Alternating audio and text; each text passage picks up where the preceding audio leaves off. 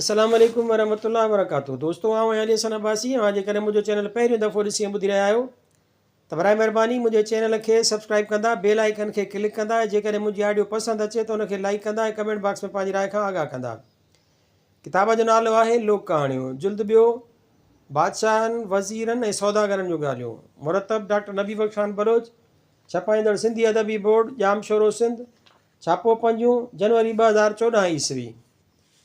ये ॻाल्हि लाड़ताल के ठटे मां अब्दुल्ला गंदरे खां मिली। भाग ऐं निभाग। हिकिड़ो बादशाह जंहिंखे 7 धीअरूं हुयूं, उन्हनि मां 6 जी त शादी कराई हुआईं, बाक़ी हिकिड़ी अञा कंवारी हुई। उन सां बादशाह जी दिलि बि तमामु घणी हुई। शहज़ादी जॾहिं लाइक़ु थी तॾहिं उन जे उथारण जो ख़्यालु करे पंहिंजे वज़ीर खे 100 ऊठ खथूरीअ जा भराए ॾिनई ऐं चयाईंसि त तूं कंहिं ॿी बादशाहीअ में वञी को बादशाही घर जाच ऐं बादशाह खे इहा खथूरी ॾेई उन जे एवज़ खांसि कंहिं बि हिकु जिन्स जा ऊठ भराए अचु, पर उहो ख़्यालु रखिजो मतां खथूरी कंहिंखे अधु मूड़ीअ में ॾेई अची जेको तोखे उन जो पूरो एवज़ो कंहिं हिकु जिन्स में ॾेई सघे ऐं जंहिंमां ऊठ बि सभु भरिजी वञनि। पोइ उन ई सां शहज़ादीअ जी ॻाल्हि पकी करे शादीअ जी तिथि ॿधी अचु। वज़ीर खथूरीअ जा ऊठ भराए पंधु पियो।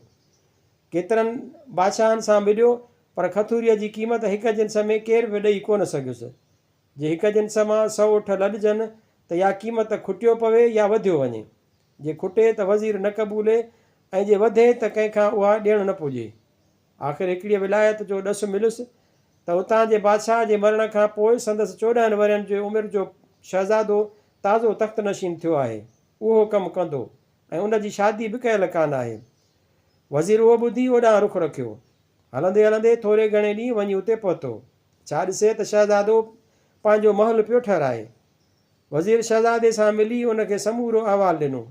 शहज़ादे चयसि त आउं तोखे सभई ऊठ हिकु ई जिन्स मां बराबरि भरे ॾींदुसि। ईअं चई हुकुम कयई त उहा समूरी खथूरी लाहे गारे में गॾाए छॾियो ऐं उन सां महलात जी लिंब करियो। घड़ीअ में हुकुम जी तामील थी वई। वज़ीर जॾहिं उहो ॾिठो तॾहिं अची ॻणतीअ वरितुसि। ताणी अलाए जे खथूरीअ लाइ पूरी हिकु जिन्स मिलंदी बि या न। शहज़ादे संदसि रुख मां सही करे वरितो त वज़ीर जे दिलि में अची शक वेठो आहे। सो हिन खे वठी वञी ख़ज़ाने जे 7 कोठियुनि ते बीहारियईं ऐं चयाईंसि त तोखे जहिड़ी बि हिकु जिन्स वणे तंहिंमां बिला शक पंहिंजा 100 ऊठ भराए वञु। वज़ीर उहो ॿुधी ॾाढो ख़ुशि थियो ऐं शाही सूखड़ियूं पाखड़ियूं हिन जे साम्हूं रखी पंहिंजे बादशाह जो पैगाम ॾिनईंसि। शहज़ादे उहा ॻाल्हि ॿुधी यकदमि हाओ कई ऐं चयाईंसि त आउं शादी करण लाइ तयारु आहियां, पर 6-12 महीना रखी पोइ पाण ई अव्हां जे बादशाहीअ में ईंदुसि ऐं अची शहज़ादीअ सां शादी कंदुसि। वज़ीर 100 ऊठनि जो मोतियुनि सां भराए ॿियूं बि कई सूखड़ियूं पाखड़ियूं खणी पंहिंजे मुल्क रवानो थियो।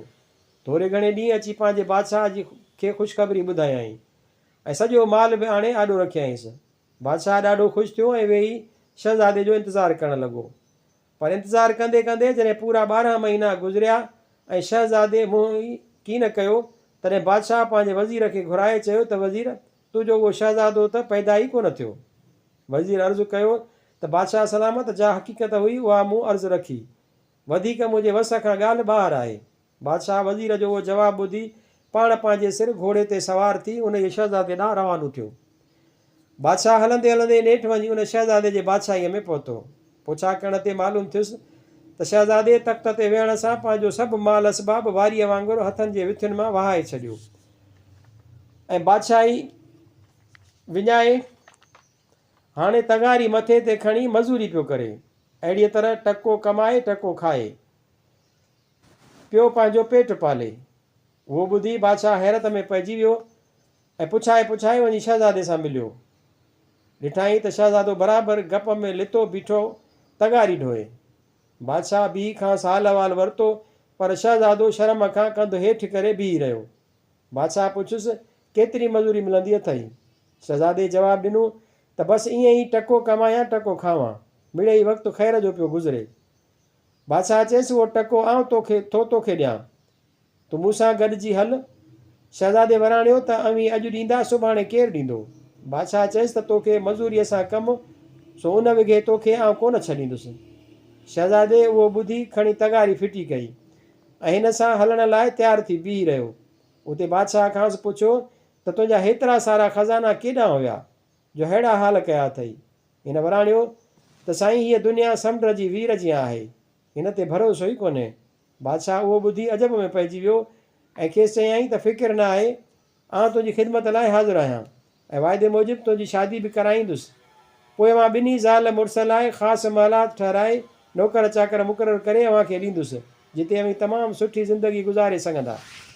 शहज़ादे चयसि त साईं अव्हां जूं लख महिरबानियूं ऐं अहसान, पर मूं ते जो निभाग छायल आहे सो ईअं न थिए जो उन जो असरु अव्हां ते बि पवे। आख़िर घणी रदोबदल खां पोइ बादशाह खेसि पंहिंजे मुल्क वठी वियो ऐं शहज़ादीअ सां संदसि शादी धाम धूम सां करे खेनि हिकिड़े महलात में खणी रहिया, जंहिंमें लखी बाग़ बि शामिलु हो। खेसि ॾट भलियुनि मेहनि जो बि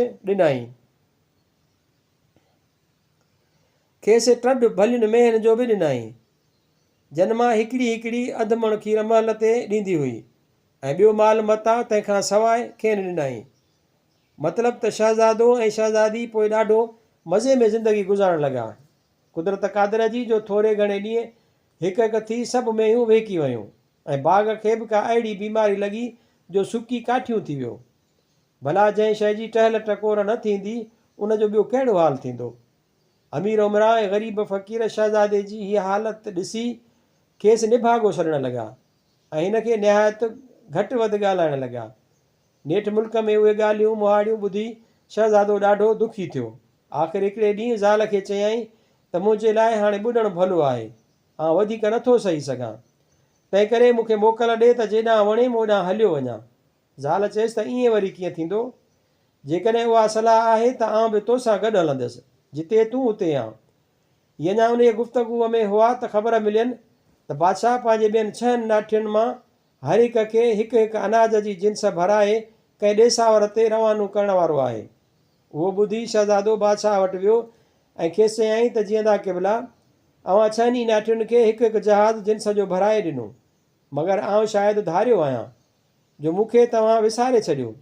बादशाह चयसि त न बचा, तूं बि मूंखे उन्हनि जहिड़ो ई प्यारो आहीं, तुंहिंजी रुॻो चवण जी देरि आहे। शहज़ादे चयो त पोइ मूंखे 7 जहाज़ अनाज जा भराए ॾे त वञी क़िस्मत आज़मायां। पर खन में 7 ई जहाज़ अनाज जा भरिजी शहज़ादे जे हवाले थिया। बादशाह ॿियनि नाठियुनि खे हुकुम कयो त हिन शहज़ादे खां अॻु को बि पंहिंजो जहाज़ न हाकारे। किसो कोता शहज़ादो पंहिंजा जहाज़ छोड़ाए उथी हलियो। संदसि पोयां ॿियनि शहज़ादनि बि जहाज़ हाकारिया। हलंदे हलंदे नेठि अची हिकु हंधि लंगर कयऊं। छा ॾिसनि त नमूने नमूने जा बेशुमार पखी आहिनि, जे दरिया जे किनारे वारनि वणनि ते वेठा आहिनि। उन्हनि जी अचु वञ जे करे हवा अहिड़ी वणंदड़ ऐं थधी पई लॻे जो बीठे निंड वठियो वञे। शहज़ादे खे पखियुनि जी अचु वञ ऐं आबो हवा ॾाढी वणी। सो ॿियनि शहज़ादनि खे चयाईं त जेकॾहिं वञो तव्हांखे मोकल आहे, आउं कुझु ॾींहं हिते तरसी पोइ पंहिंजा जहाज़ हाकाराईंदुसि। उहो ॿुधी हू ख़ुशि थिया ऐं दिलि में चयाऊं त ख़ुदा खणी हिन निभागे मां जिंदु छॾाई। ईअं चई पंहिंजा जहाज़ हाकारे उथी हलिया ऐं ॾिसंदे अखियुनि खां गुम थी विया। ॿिए ॾींहुं सुबुह जो शहज़ादो जहाज़ तां किनारे ते सैर करणु वियो। उते खेसि पखियुनि जा बेशुमार पेरा ॾिसण में आया, जंहिंमां सम्झाई त हीअ वीचारा पखी चोगे जी ॻोल्हा में ॾींहंनि जा ॾींहं हेॾां होॾां पिए डोड़िया आहिनि। उहो ॾिसी खेसि ॾाढी कहल आई। सो नौकरनि खे हुकुम कयईं त जहाज़ जो अनाज हिन मैदान में हारे छॾियो त भल पखी खाई ड्रकनि। बसि हुकुम जी देरि हुई, बीठे बीठे हिकु जहाज़ जो अनाज हारे छॾियऊं। ॿिए ॾींहुं जा शहज़ादो उते वञे त छा ॾिसे त मार मैदान में अन जो हिकिड़ो दाणो बि कोन्हे, पर सॼो मैदान मोतियुनि सां भरियो पियो आहे।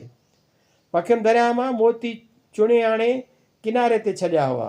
उहो ॾिसी धणीअ जा शुकराना कयईं। पोइ बाक़ी 6 जहाज़ बि उते हाराए सुतती जहाज़ मोतियुनि सां भराए मोटी अची बादशाह वटि पहुतो ऐं बादशाह खे समूरी हक़ीक़त ॿुधायईं। बादशाह उहो ॿुधी ॾाढो ख़ुशि थियो ऐं चयईं त बचा, भाग निभाग जी ॻाल्हि आहे। मुड़ुस भाग जो घोरियो त भाग मिलेसि, हथ सां निभाग खे छॾींदो त उहो बि दर कोन छॾींदुसि। तुंहिंजो हाणे भाग वरियो आहे, उनखे रखणु ऐं लोधणु हाणे तुंहिंजे वसि आहे। पोइ शहज़ादे सुतती जहाज़ मोतियुनि जा लहराए पंहिंजे महलात में आणे रखाया ऐं शहज़ादीअ सां मिली ॾाढी मौज में गुज़ारणु लॻो। पोइ संदसि बाग़ बाग़ीचा ऐं माल वथाण वरी साॻी तरह आबाद थी विया। ॿ 4 साल ईअं उते रही शहज़ादो बादशाह खां मोकिलाए शहज़ादीअ समेत पंहिंजे मुल्क मोटी वियो ऐं वियल तख़्त हथ करे ॾाढे शान मान सां हुकूमत हलाइणु लॻो।